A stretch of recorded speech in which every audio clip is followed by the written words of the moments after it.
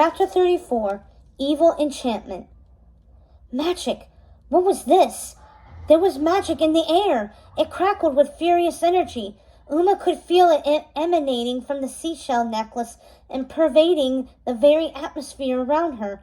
She had no idea why it was there, or how it happened, or why she had a strange, vague memory of swimming down to the bottom of the sea and actually placing her hands on the Triton. But she could feel magic all around her, and she knew exactly what to do. Uma held up her mother's necklace. "Bring me Triton's greatest treasure," she called, and she held up the necklace a bit higher. For a moment she felt the wind swirl, picking up the necklace and twirling it around her fingers. The sky darkened to a deeper shade of gray, and the boat pitched back and forth. Water splashed the deck. There was a loud boom as thunder rolled. Lightning lit the sky with streaks of white and blue. A cool wind swept the boat, and Uma felt the presence of something otherworldly. The necklace and the Triton called to each other. She felt the pull. It was all around her. The very air vibrated with power, and the seashell became hot in her hand, glowing fury through her clenched fists. Light emanated from the shell, turning her face a pale shade of orange, making her fingers glow.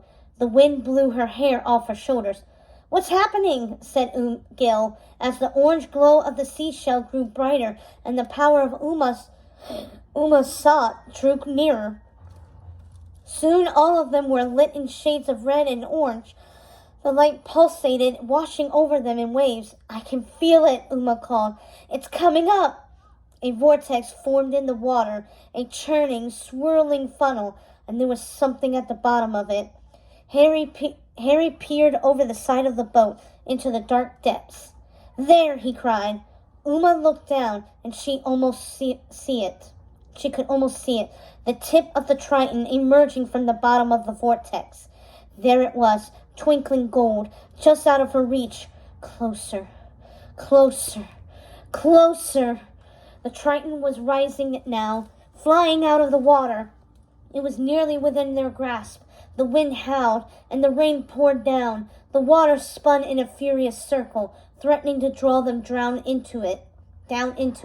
Just as the Triton came near, the boys whooped in victory against the wind and the current. They paddled toward the Triton, but the boat pitched violently side to side, dipping and leaning as the wind and waves cast them to and fro.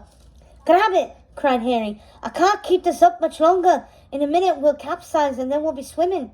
Or sucked down into that vortex," said Gil. Uma ignored their pessimism. The Triton was all she cared about. The shell glowed wildly. The Triton rose. They were close now, terribly close. But as Harry warned, they were just as close to falling into the water as they were to catching hold of the Triton. Uma wouldn't celebrate until that golden staff was safely on board. None of them would. "Do it!" Harry cried again. This time they were finally at the Triton. They rowed as near as they dared, fighting the current, trying to stay upright as the wind whirled and the water twisted around the mighty golden spear. "This is it," said Harry. "We're close enough," said Uma.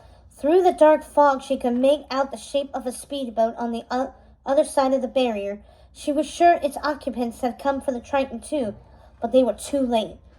Uma had reached it first. There it was, rising like a phoenix from the ashes, Titan's greatest treasure. It would be hers. She reached out. It was only a few more feet away. Inches. All she had to do was grasp it.